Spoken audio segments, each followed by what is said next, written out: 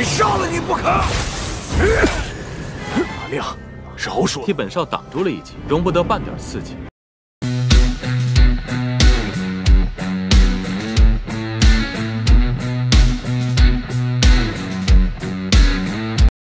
Halo guys, halo semuanya. Selamat datang kembali di channel Alu Cerita Film. Dan bagaimana kabar kalian? Tentunya Mimin selalu doakan agar kalian semua dalam keadaan baik, sehat, dan bahagia selalu. Untuk episode kali ini, Mimin akan merangkum sebuah film dongeng series dari film Martial Master untuk part terbarunya. Bagi kalian semua yang belum sempat menonton video sebelumnya, kalian bisa langsung menontonnya. Linknya ada di deskripsi. Dan jangan lupa bagi kalian baru mampir untuk mensupport channel ini terus agar Mimin selalu semangat dalam menghibur kalian semua. Oke, tanpa berlama-lama lagi, Mimin akan masuk ke dalam alur cerita Martial Master.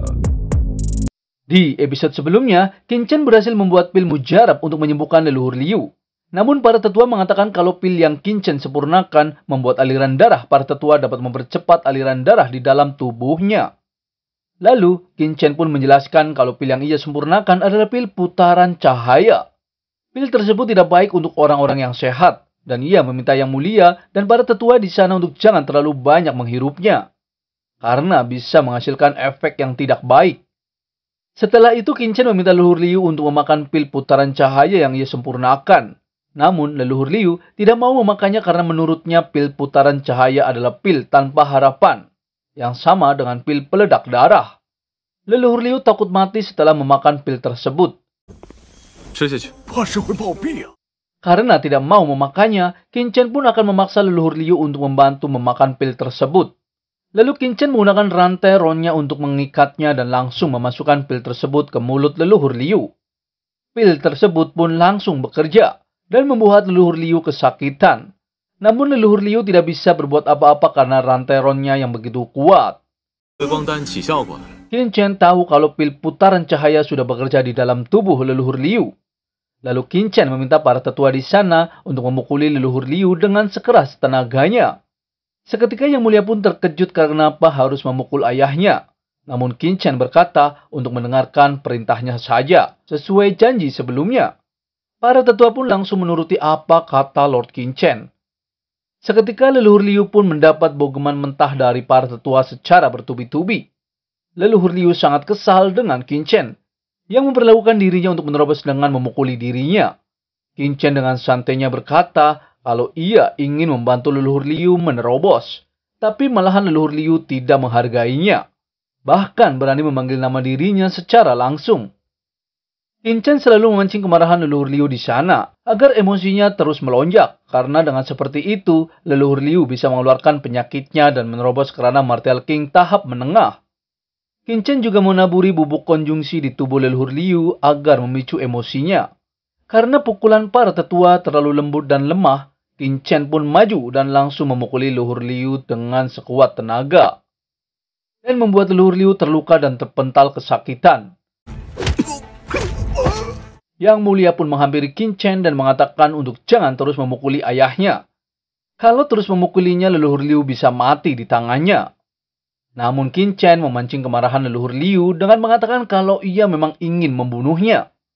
Seketika leluhur Liu pun sangat marah. Ia berusaha melepaskan ikatan rantainya. Karena masih belum terlalu merangsang emosinya, Qin Chen meminta para tetua untuk memukulinya kembali. Agar leluhur Liu semakin amarahnya melonjak. Karena dengan hanya seperti itu leluhur Liu bisa sembuh dengan sendirinya. Seketika para tetua pun langsung menghampiri leluhur Liu dan memukulinya terus-menerus. Di saat Yang Mulia akan menghentikannya, Qin Chen pun langsung menghalanginya.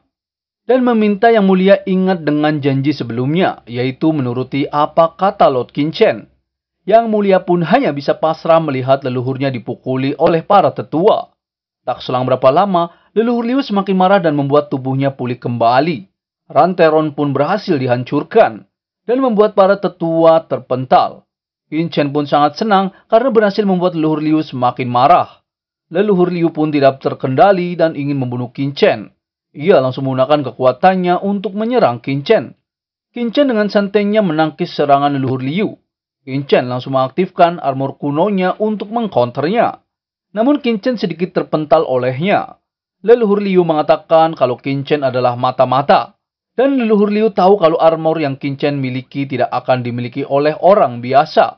Dan ia harus membunuh Qin Chen. Kalau tidak, ia tidak akan mati dengan tenang. Di saat leluhur Liu akan menyerangnya kembali, Qin Chen meminta leluhur Liu memperhatikan tubuhnya dulu. Leluhur Liu pun baru tersadar. Dan di saat ia memeriksa tubuhnya, ia sangat terkejut. Ternyata penyakitnya sudah hilang total. Ia juga berhasil menerobos ke ranah martial king tahap menengah.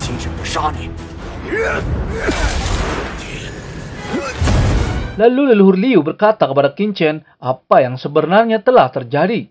Qin Chen mengatakan kenapa leluhur Liu tidak ingin membunuhnya lagi. Leluhur Liu pun langsung meminta maaf kepada Lord Qin Chen yang tidak menilai Qin Chen dengan baik. Ia juga berharap Qin Chen dapat memaafkan dirinya. Qin Chen menjelaskan kepada leluhur Liu kalau temperamen pemarah leluhur Liu harus diubah. Jika tidak, leluhur Liu akan menggila lagi. Leluhur Liu pun akan mengingat apa kata Lord Qin Chen. Lalu Yang Mulia menanyakan kondisi leluhur Liu. Leluhur Liu pun sangat senang. Ia menjelaskan kalau ia merasa lebih baik sekarang daripada sebelumnya. Leluhur Liu bertanya kepada Qin Chen apakah ia tidak menyakiti Qin Chen di saat ia menyerang sebelumnya. Qin Chen pun mengatakan berkat armor yang ia pakai, ia dapat menahan serangan leluhur Liu. Leluhur Liu pun sangat terkejut karena armor yang Qin Chen pakai adalah armor rusak yang ada di dalam gudang harta ruang senjata.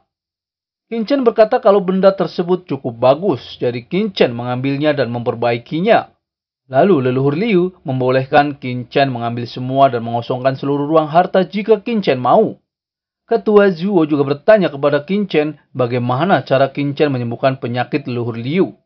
Qin Chen menjelaskan kalau sebenarnya leluhur Liu Tai telah menerobos lebih dari 20 tahun yang lalu.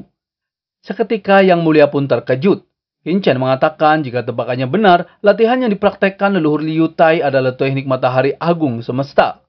Esensi sejati yang terkondensasi dari teknik matahari agung semesta meledak-ledak dan sangat mendominasi. Jadi ia tidak bisa menolak rangsangan apapun. Oleh karena itu, Qin Chen pertama menggunakan pil putaran cahaya untuk membuatnya kembali keadaan semula dan meledakkan kekuatan luar biasanya. Pada saat bersamaan, Qin Chen menggunakan rantai Ron untuk mengikatnya dan menggunakan pukulan untuk memicu amarahnya. Qin Chen juga menambahkan bubuk konjungsi yang menambahkan esensi sejati mendidih seperti sebelumnya, sehingga dapat menerobos belenggu dalam satu gerakan. Begitu leluhur Liu mendapatkan kembali vitalitasnya, lukanya juga secara alami sembuh.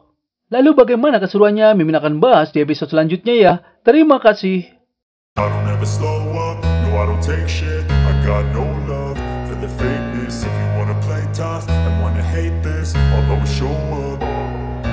I don't ever slow up,